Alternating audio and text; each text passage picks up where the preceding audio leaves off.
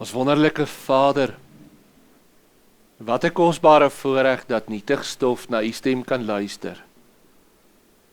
Wat 'n genade dat die lewende Almagtige van hemel en aarde met soveel liefde met ons bemoeienis maak. Vader Jahwe, dis ver bo ons begrip, ver bo ons verstaan, en daarom kan ons net in kleinheid voor U buig, ook in hierdie môre, en sê dankie. Dankie vir U genade, dankie vir U liefde, dankie vir U trou, dankie dat ons vanmôre aan U mag behoort, en dat ons mag veilig voel onder U genade, en dat ons weet, môre en oormôre is in U hande, en dat niks en niemand ons uit U hande kan ruk nie. En daarom bid ons ook in vanmôre se samesyn, ook in elkeen van ons lewens wat voorlê, Vader Jahwe, laat U wil oor ons geskied. In Yeshua se naam, dank en eer ons U daarvoor. Halleluja. Amen. U kan gerus sit, geliefdes.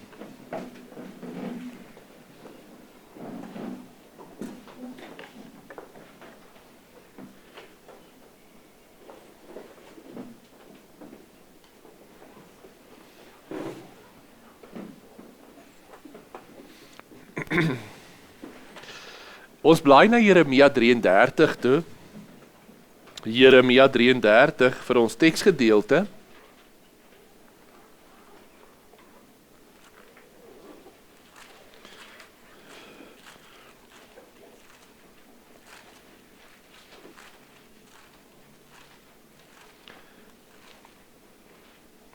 Ons gaan lees Jeremia 33 vers 14 tot en met vers 16, en ons skryf bo aan vanmôre se boodskap, Jahwe ons geregtigheid. Nou, dis iets wat ons baie keer oor praat, ons noem dit, ons kan sê Jahwe is ons geregtigheid, maar vanmôre wil ek vir 'n oomblik net bietjie stil staan rondom Jahwe ons geregtigheid. Vers 14. Kyk, daar kom daar spreek Jahwe, dat ek die goeie woord in vervulling laat gaan, wat ek gespreek het aangaande die huis van Israel en die huis van Juda. Nou net om terug te kom, kan julle onthou, wat was die goeie woord wat Jahwe gespreek het, 2 hoofstukke voor dit, oor Israel en Juda, daar spreek Jahwe, dat ek met die huis van Israel en huis van Juda 'n nuwe verbond sal sluit. So onthou, dit vorm 'n eenheid.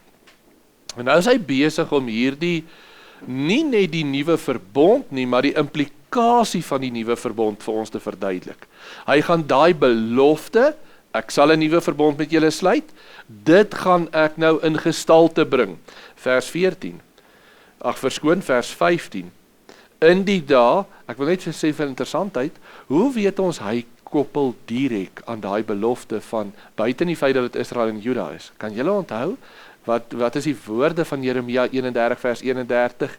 Kyk, daar kom daar, spreek Jahwe, dat ek my huis van Israel, huis van Juda. Presies dieselfde bewoording. So hy koppel hom direk daarom, so weet daarom, wanneer hy hier definieer, is hy besig om die nuwe verbond vir ons bietjie uit te lê. Vers 15.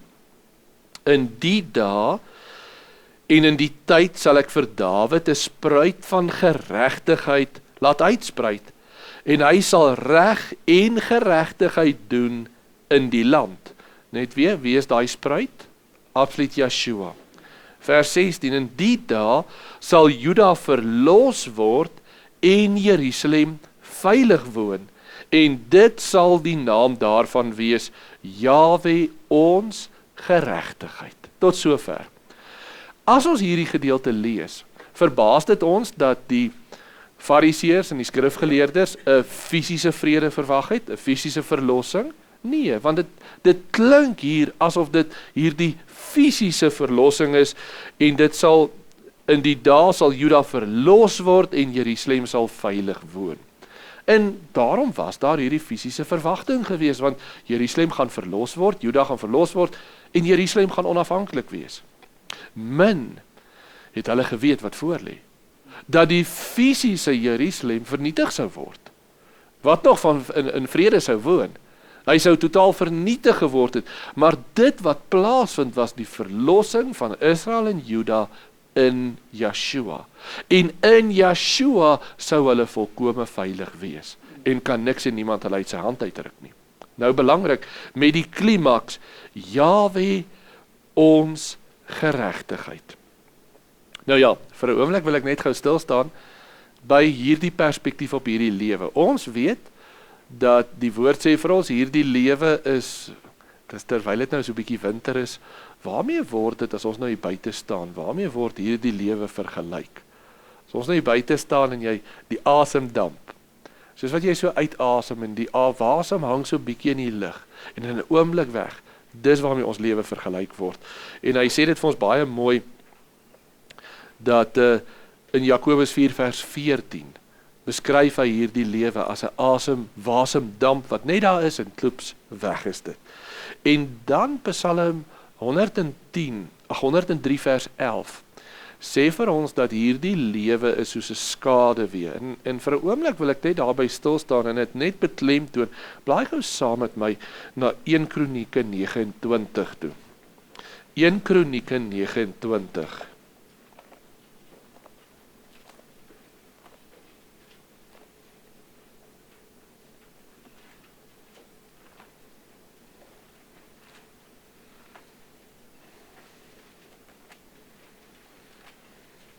In Kronieke 29 vers 15.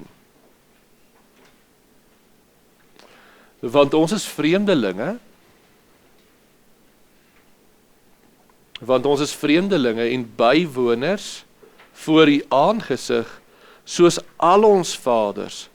Ons dae op die aarde is soos 'n skaduwee en daar is geen verwagting nie. So die belangrikheid daarvan is dat ons lewe op aarde as vreemdelinge. Hoekom? Want waar is ons burgerskap? In die hemele. Tweedens, is ons lewe hier op aarde soos 'n skaduwee.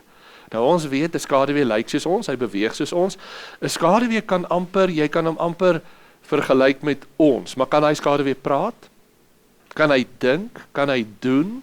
En nou moet ek regtig ons herinner aan ons lewe op aarde. Ons is vasgevang in hierdie skaduwee. En ons kan so maklik hierdie skaduwee sien as die absolute. Daai skaduwee kan nie praat nie, hy kan niks doen nie. Hierdie lewe op aarde is soos hy skaduwee. Hy is eintlik magteloos. Daarom sê die woord, sy verwagting is niks. Is geen verwagting nie. Ons verwagting hier op aarde is 'n krom en 'n gebroke liggaam wat eendag onder 'n hoopie grond lê. Dis al. My en jou verwagting op aarde is net dit. En ek wil net stil staan vir 'n oomblik, want ons word so vasgevang in die drome van hierdie wêreld, in die resies van hierdie wêreld, in die alles van hierdie wêreld. En dis eers wanneer ons werklik met die dood gekonfronteer word, wat ons besef, maar hierdie lewe kom tot niks, en hy sê dit so mooi, daar is geen verwagting nie. En as jy jonk is, het jy groot drome, en jy het baie planne en alles, en as jy 70, 80 word, dan besef jy, dit was alles wind. Dit was niks.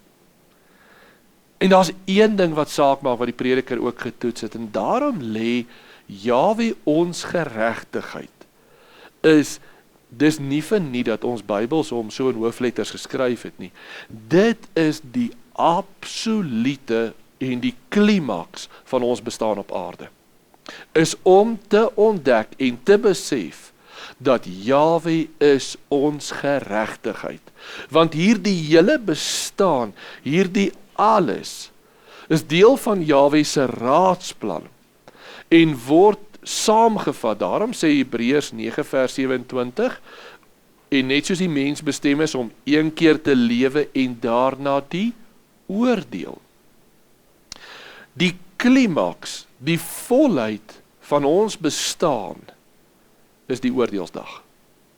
Want alles wat ek en jy gedoen het op aarde, word saamgevat, saamgebind in daai oomblik van die oordeelsdag, wanneer ons voor Jahwe verskyn.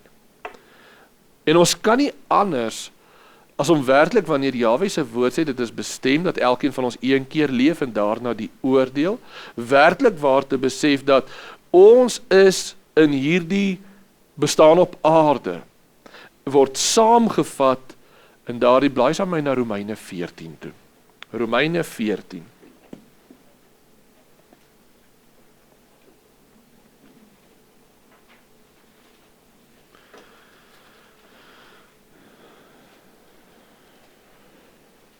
Ons gaan daar vers 10 lees.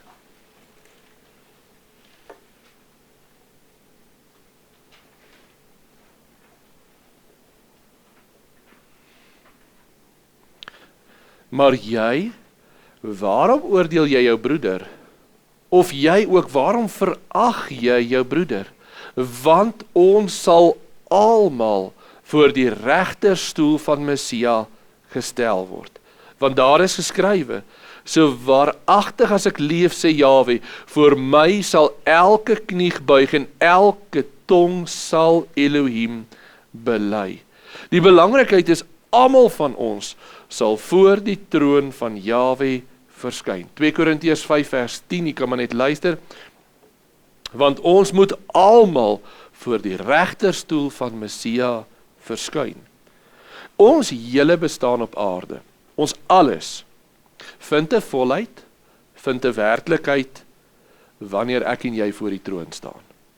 Ons hele bestaan op aarde, word, ek wil amper sê, saamgevat in sy volheid, in daai oomblik, wanneer ek en jy voor die troon van genade staan. Want alles wat ons op aarde gedoen het, verbrand, word niks. Dis nietigheid. Maar dit wat ons voor rekenskap gaan gee voor die troon van genade, dit is die volheid. En voor wie gaan ek en jy staan? Ons gaan voor Jahwe in sy heerlikheid staan. En dan moet ons besef, net om 'n bietjie perspektief te hê daaroor, Jahwe in sy heerlikheid, in sy majesteit, in sy volheid, onbegryplik groot. Hy wat brand soos 'n verterende vuur in sy heiligheid, waarvan die woord vir ons sê in Eksodus 24 vers 17, en die verskyning van Jahwe en sy heerlikheid daar op die top van die berg was soos 'n verterende vuur wat gebrand het. En daarom lees ons in Hebreërs 12 vers 29, want ons Elohim is 'n verterende vuur. En ek en jy staan daai dag voor die troon van genade. En ons staan daar ontbloot van alles, voor die volmaakte heiligheid van Jahwe. Want hy brand in sy heiligheid, hy brand in sy regverdigheid, hy brand in sy heerlikheid. Wat is die resultaat wanneer ek en jy in onsself daar gaan staan? Ons word verteer. En ek en jy die bewus soos Jesaja van ons eie onreinheid, en daarom kan Jesaja vir ons sê, wie kan nader kom tot hierdie verterende vuur? Niemand nie. En ons almal staan veroordeeld en verdoem. En daar's niemand van ons wat eers vir 'n oomblik kan dink, ons kan daar voor Jahwe gaan staan en vir 'n sekonde of 'n oomblik bly leef nie. En dis iets wat ons moet besef, want op die aarde kyk ons na, ek wil amper sê, ons is partykeer soos die fariseërs, wat kyk na die sondaars om ons, en ons sê, ons is dan nie so sleg nie. Ons dien dalk Jahwe, en ons is daarmee besig. Maar weet julle wat, daai dag wanneer ons voor Jahwe staan, dan gaan ek en jy ook besef, maar ons is niks nie.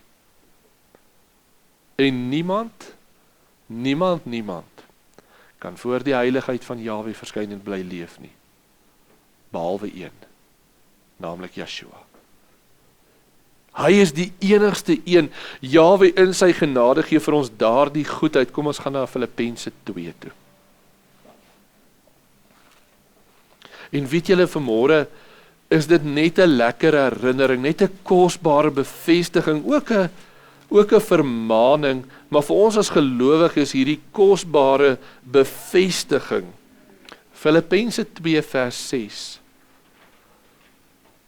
Hy wat in die gestalte van God was, het dit geen roof geag om aan God gelyk te wees nie, maar het homself ontledig deur die gestalte van 'n diensknegt aan te neem en aan die mense gelyk geword. En in gedaante gevind as 'n mens het hy homself verneder deur gehoorsaam te word tot die dood, toe ja, die dood aan die kruis. Daarom het God hom 'n uitermate verhoog en hom 'n naam gegee wat bo elke naam is, sodat in die naam van Yeshua sou buig elke knie, van die wat in die hemel en die wat op die aarde en wat onder die aarde is. Geliefdes, daar is een wat voor Jahwe kan verskyn. En daarom Johannes 3. Kom ons bly daar in Johannes 3 toe.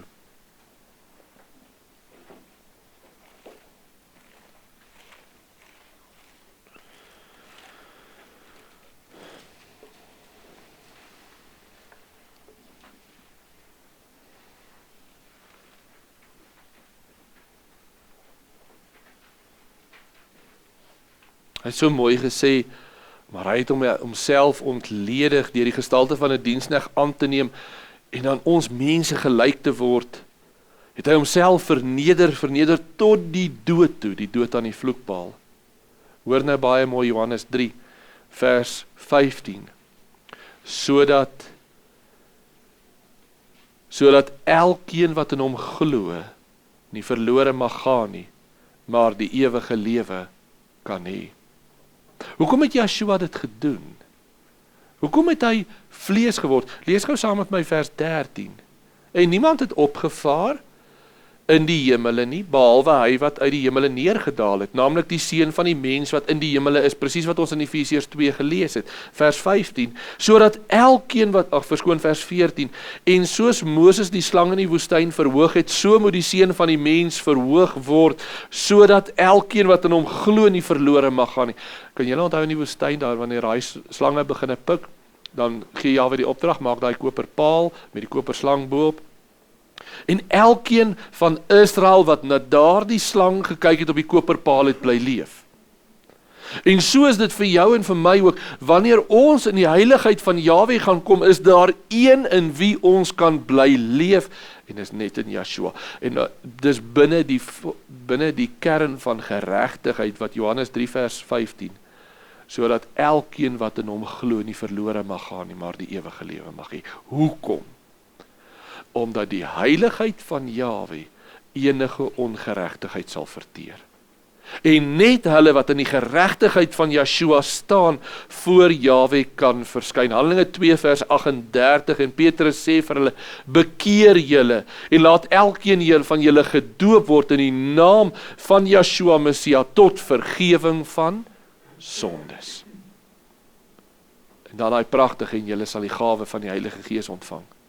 En dis hier waar daai kernbeginsel inkom van die doop. En daarom is die doop so belangrik vir elkeen van ons as gelowiges. Want die doop simboliseer juis hierdie handeling dat ek sterf. Dat hy wat vlees geword het, wat kom sterf het, hy het vir my gesterf, sodat ek in hom kan sterf, sodat ek kan sê, ek leef nie meer vir myself nie, ek leef in hom. Jesaja 53 vers 5, hy is terwille van ons oortredinge deurboor, terwille van ons ongeregtighede is hy verbrysel. Die straf wat vir ons vrede aanbring, was op hom, en deur sy wonde het daar vir ons genesing gekom. Hebreërs 10 vers 14, deur een offer het hy vir altyd volmaak die wat geheilig word.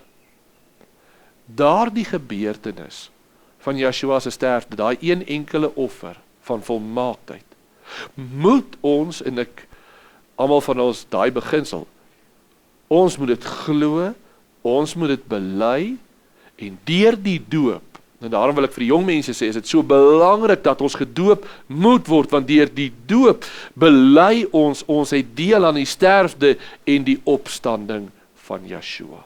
En ons bely dat ek staan nie voor Jahwe in my eie naam en my eie prestasie nie, ek staan voor Jahwe absoluut in Yeshua. Daarom Romeine 6 vers 4, almal wat in Messia Yeshua gesterf het, het in sy dood gesterf.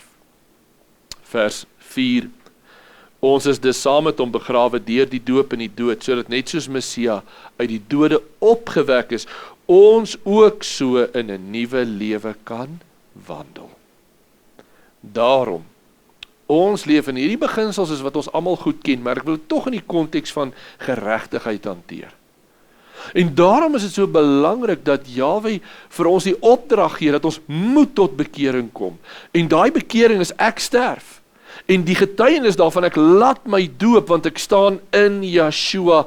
En daarom kan ek is met Messia gekruisig, en ek leef nie meer nie, maar Messia leef in my.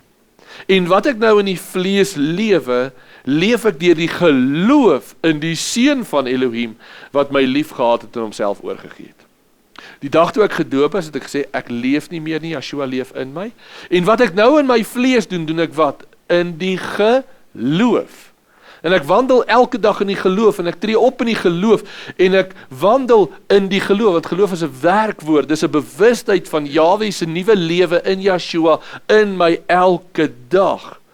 En daarom staan ons nie in onsself nie, maar ek en jy staan nou in Yeshua voor Jahwe. En die belangrikheid daarvan is, ek struikel soms nog, maar sy genade is vir my genoeg. Hy is getrou en regverdig dat as ek my oortredinge bely, en daarom kan Romeine 8 vers 1 sê, daar is dan nou geen veroordeling.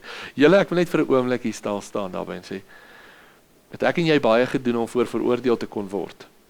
Ja. Weet julle daai groot genade, dat 'n mens kan getuig, daar is dan nou geen veroordeling. Vir hulle wat in Yeshua is absoluut, om daar nie, halleluja, en Vader, al die eer daarvoor. Ek dink nie ons as mense besef daai genade altyd nie. As ek nou vanmôre vir julle moet vra, die fisiese verlossing van Jerusalem, vergelyk met hierdie geregtigheidsverlossing in Yeshua, watter een is die grootste? Absoluut hierdie geregtigheid in Yeshua, daar is nie eens 'n vergelyking nie.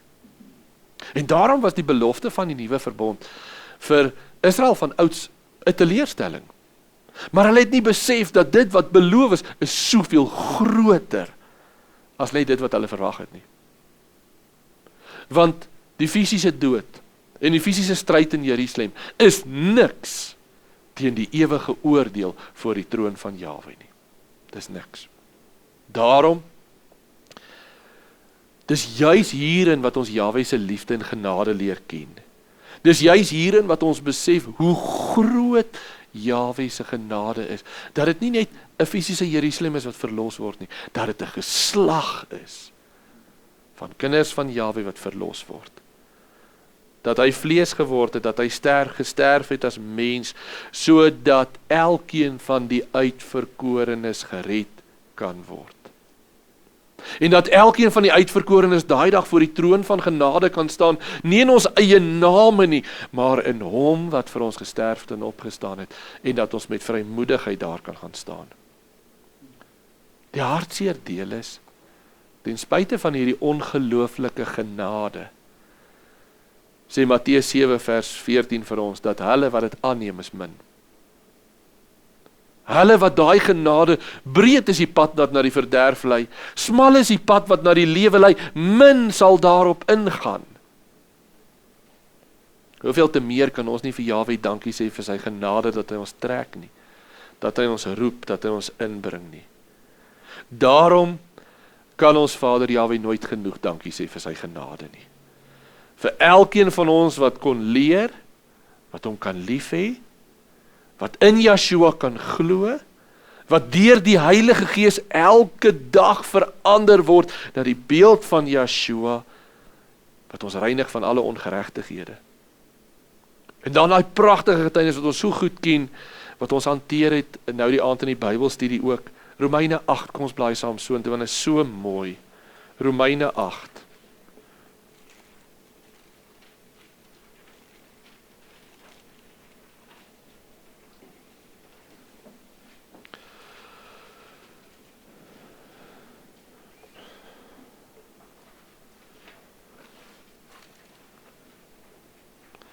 En vir 'n oomblik wil ek stil staan daarby voor ons dit lees, en ek wil sê, weet jy, ons as Israel, ons as volk het nodig om meer al die snaakse dinge te los en hierdie beginsels te bevestig. Want die hartseer is, en ek sê dit met groot liefde, Ek dink daar's baie Israeliete wat jare die pad stap en hierdie beginsel selfs nie eens ken nie. Wat bely, ja, Joshua het vir my gesterf, algemene, maar die volheid daarvan, ons besef dit nie, dit gaan, en ons moet, as gelowiges, moet ons mekaar daaraan herinner, as gemeente, moet ons dit bevestig, want dit is ons lewe, dis ons alles. Romeine 8 vers 31, wat sal ons dan van hierdie dinge sê? As God vir ons is, wie kan teen ons wees? Hy wat self sy eie seun nie gespaar het nie, maar hom vir ons almal oorgegee het, en hoe sal hy nie saam met hom ook alles genadiglik skenk nie? Vir 'n oomblik net, weet julle daai genade dat Yeshua in sy volle heerlikheid homself ontledig om mens te word. Sodat die woord kan sê, Yeshua as mens. Jeeg julle, wat gebeur dat 'n God van die hemel en aarde vlees word? Onbeskryflik groot. Vers 33, wie sal beskuldiging inbring teen die uitverkorenes van God? God is dit wat regverdig maak, wie is dit wat veroordeel? Messia is dit wat gesterf het, ja meer nog, wat ook opgewek is, wat ook aan die regterhand van Elohim is, wat ook vir ons intree, sodat ek en jy waar kan sit nou, aan die regterhand van Jahwe in Yeshua. Wat 'n groot genade is nie.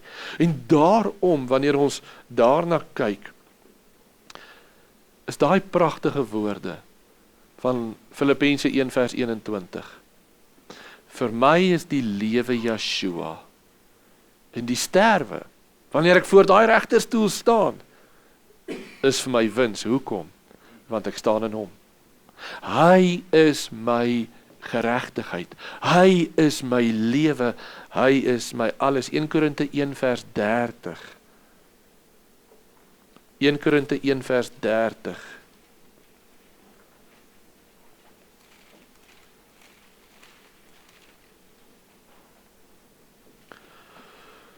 Kom ons lees daar vanaf vers 28 af, want dit is so mooi.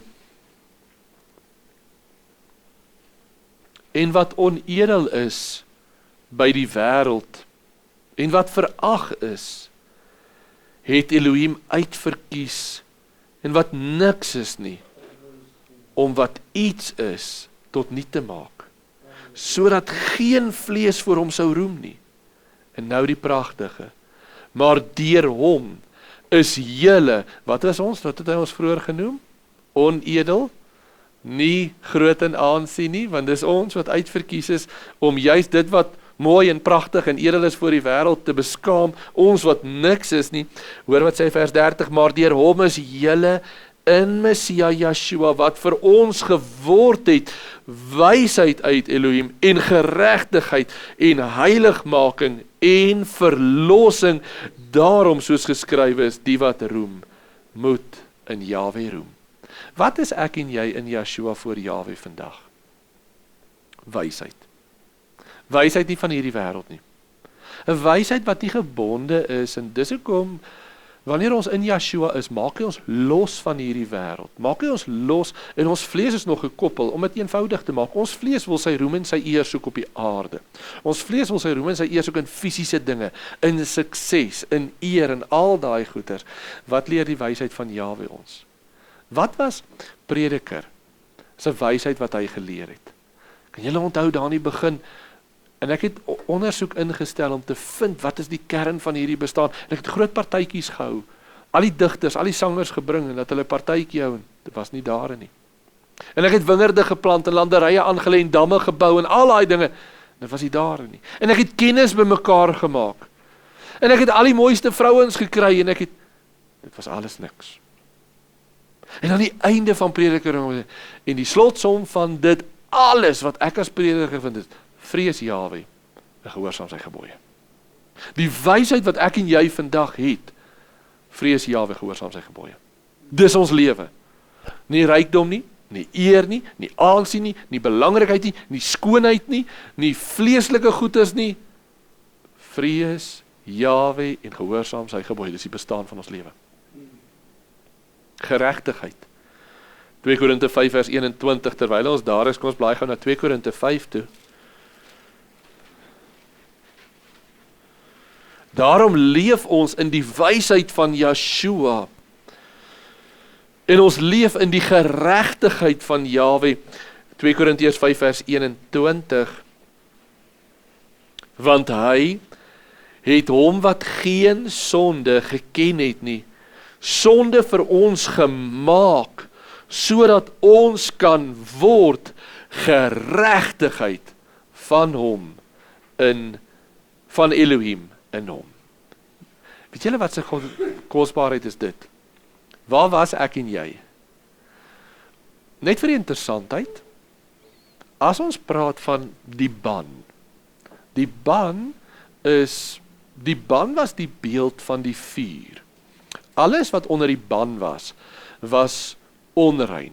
Jahwe nie welbehaaglik nie. En dit moes deur die vuur gegaan het, en alles wat onrein is, word verbrand deur die vuur. En net dit wat rein is, kom deur die vuur aan die ander kant uit. Nou net vir die interessantheid, die term vervloek is elkeen wat aan 'n paal hang, is daai selfde tema van, wie was dit wat namens ons onder die ban gekom het? Yeshua. Want ons was onder die ban weens ons sonde. Moes ons sterf? Ja, so ons was onder die ban gewees. En Yeshua kom vir ons onder die ban, maar deur daai vuur, as jy deur die vuur gaan, deur daai oordeel, en Yeshua bly in sy geregtigheid bly staan. En daarom word hy nie verteer nie weens sy geregtigheid. En daarom ek en jy, wat ook onder die ban was, word in Yeshua geregverdig. En dis onuitspreeklike genade, daarom daai geregtigheid, hy wat geen sonde geken het nie, wat vir ons geword? Sonde vir ons geword. Weet julle wat, dis iets wat ons nie kan verstaan nou nie. Dit is onbegryplik om te dink hoe al ons sondes van Israel, van die uitverkorenes, daar op Yeshua geplaas is as offerlam. En hoe hy dit alles gedra het vir ons. Dis onbegryplik, ons kan dit vashou. So dit het gebeur vir ons. En hy wat geen sonde gehad het nie, het vir ons die wese van sonde geword, sodat ons in hom geregtigheid kan wees. En daarom, wanneer ek en jy nou hier staan, die bewus van ons eie swakheid, dan weet ons, wat is ons belydenis in die geloof? Staan ek en jy in ons eie name hier? Sit ek en jy hier in ons eie name? Ons sit in Yeshua. En dis die geloof om te weet wat plaasgevind het, al sien ons dit nie. Het Yeshua al jou en my sonde reeds versoen? Ja. Sit ek en jy nou hier waar ons is, in sy geregtigheid, in sy volle geregtigheid? Amen. En dis die dinge wat ons werklik, en dit roep ons tot gehoorsaamheid. Dit kan nie anders as om dankbaarheid in ons harte te wek en te sê, maar daarom wil ek myself reinig voor Jahwe. En wat is die volgende een wat hy ons maak is? Heiligmaking. Die volgende stap is daai, wat is Levitikus 11 vers 44, wat ons almal goed ken? Hoekom mag ons nie varkvleis eet nie? Hoekom mag ons nie onrein kosse eet nie? Want, wees heilig, want ek is heilig. Dit roep jou en my tot heiligmaking, tot oorgawe aan Jahwe, want ons behoort aan hom. Daarom wil ek my nie meer ophou met die vleeslike dinge nie. Daarom wil ek nie meer ophou met dit wat onheilig is nie, dit wat nie tot eer van Jahwe is nie. Daarom wil ek Jahwe absoluut gehoorsaam wees. En wat het hy my gegee om dit in my te werk? Die Heilige Gees. En die Heilige Gees vat my terug na hierdie woord toe, en die Heilige Gees herinner my en oortuig my en vorm my na sy beeld, en in dit alles die verlossing van Jahwe. Daarom kan ons getuig, al het ons nog 'n stryd in die vlees, is ons reeds verlos in die Gees? Is ons erfgename van Jahwe? Absoluut. En dis daai beginsel wie ons is in Yeshua wat my vlees moet beïnvloed. So in my bewustheid van ek is 'n erfgenaam, ek is 'n kind van Jahwe, ek is verlos deur die bloed van die lam, ek staan in sy volle geregtigheid. Dit moet my roep om in my vlees op te tree volgens my identiteit in Jahwe. En dit is 'n groot beginsel wat so belangrik is. Dus daai werk is volbring. Dis nie my werke wat dit bedoel nie. Dis nie my goeie goed wat dit kan bewerk nie. Dit is deur die genade van Yeshua alleen volbring. En hy dankbaar doen, hoe meer ek bewus is daarvan. Wanneer Paulus sê in Galasiërs, Kolossense 3, bedink die dinge wat daar bo is, dan is dit waarvan hy praat. Bedink dit wat julle in Messia is, in Jahwe se genade vir julle. En wanneer julle dit begin bedink, dan maak dit jou los van die vlees. Maak dit jou los van hierdie aarde. En daarom is die kern, ek wil dit tog weer lees, 1 Korinte 1 vers 30. 1 Korinte 1 vers 30. Maar deur hom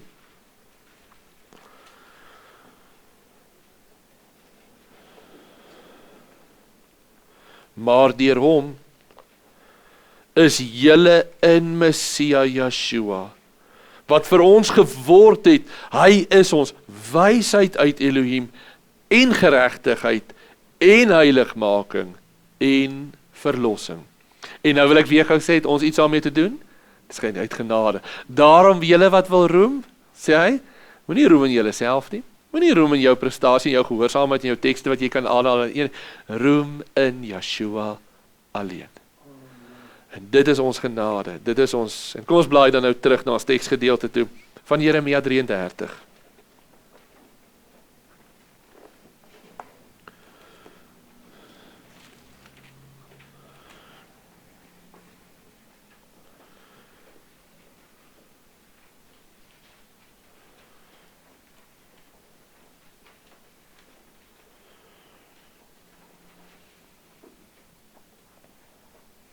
Voordat ons dit lees, wil ek gou terugblaai na Jeremia 31 toe.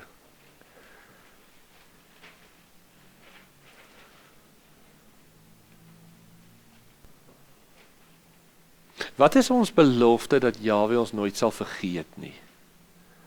Wat is daar wat fisies rondom ons is, wat vir ons herinner dat Jahwe Israel nooit sal vergeet nie?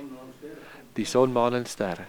Vers 35, so sê Jahwe, wat die son gee tot 'n lig oordag, die ordeninge van die maan en van die sterre tot 'n lig in die nag, wat die seën beroering bring sodat sy golwe bruis, Jahwe van die leerskare is sy naam. Ons het nou net so voor die diens het ons gepraat oor vakansie hou, en almal het ons tot die konklusie gekom, almal wil see toe gaan wat ons nog nie by die Bosveld was nie, maar die see en die sterre en die son, ons moet nie net so intoe gaan om, ek wil sê, om die son te gaan lê, om lui te wees nie. Jy moet na die see kyk en jy moet besef, maar hier die see en sy bruising en sy beroering, solank as wat hy aanhou, so bestaan ek en jy as Israel voor Jahwe. Julle, wat 'n persoonlike kosbare genade is dit nie.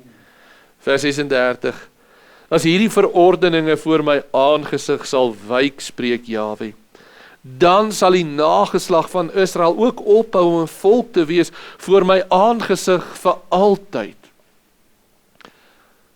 Weet julle, wat is ons getuienis teenoor die wêreld? Hoe weet ons, wat is ons getuienis aan die wêreld? Wêreld, jy kan sê wat jy wil, Israel bestaan voor Jahwe, want daar's 'n see, en hy bruis, en daar's son, maan en sterre, wat steeds op hulle plekke is. Vers 37, so sê Jahwe, as die hemele daarbo gemeet en die fondamente van die aarde daaronder nagespeur kan word, dan sal ek ook die hele nageslag van Israel verwerp weens al hulle ongeregte, weens alles wat hulle gedoen het, spreek Jahwe. En wat het ek en jy alles gedoen?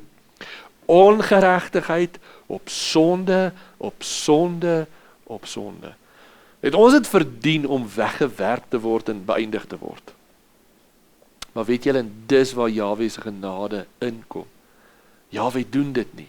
Ten spyte van al ons sondes, want, en nou gaan ons na vir hoofstuk 33 toe.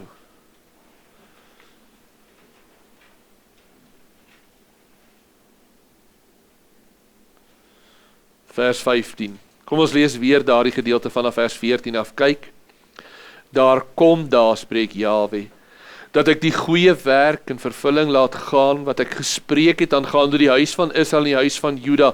In die dae en in die tyd sal ek vir Dawid 'n spruit van geregtigheid laat uitspruit, en hy sal reg en geregtigheid doen in die land. In die dae sal Juda verlos word en Jerusalem veilig woon, en dit sal ons naam daarvan wees, sal die naam daarvan wees, Jahwe ons geregtigheid. Hoekom kan ek en jy, net vir interessantheid, dis amper hierdie, onthou nou hierdie twee tekste, kan enigiets onreins by Jahwe bestaan? Tog sê die son, maan en sterre vir ons, Israel sal bly bestaan. Maar die bewus van Israel se sonde, is dit eintlik hierdie paradoks, want hoe kan Israel voor Jahwe bestaan as Jahwe so heilig is en Israel so sondig? En dan kom die antwoord in die geregtigheid van Yeshua. En dit is vir ons die behoud, dit is ons hoop. Hoe weet ons dit môre, oormôre, 100 jaar van nou af, 50 jaar van nou af, 'n hoopvolle toekoms? Want hy leef. En ons behoort aan hom. En elkeen van ons het daai sekerheid, en daarom wil ek afsluit vanmôre en ek wil vra, is jy werklik oortuig van Yeshua jou geregtigheid? Bedoelende, dat hy vir jou gesterf het, dat jy in hom gesterf het, dat hy jou lewend gemaak het in 'n nuwe lewe, om nie meer te leef vir hierdie wêreld nie, maar om bewus te wees van hom, om in hom te wandel, in hom te leef, het hy jou vlekkeloos onberus, al jou sondes is klaar versoen, maar hy roep jou tot heiligmaking in hom. En wanneer ek en jy voor Jahwe gaan staan, staan ons nie in ons eie krag nie, ons staan in sy geregtigheid, maar dit roep ons om elke dag in sy geregtigheid te wandel, te dink, te praat en te doen. Kom ons staan dan bid ons saam.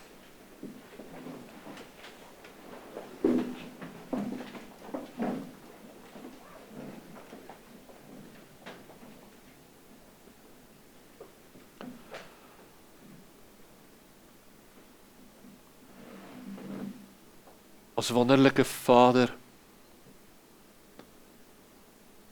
hoe kan ons ooit genoeg dankie sê? Want ons is so diep bewus van ons eie tekortkominge,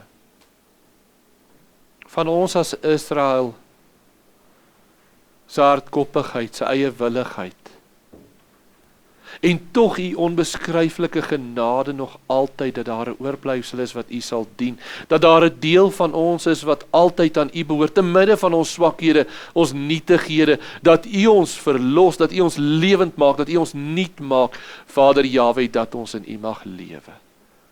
Vader, dankie dat u ons geregtigheid is in Yeshua, ons loof en eer en dankie daarvoor, in Yeshua se naam. Halleluja. Amen.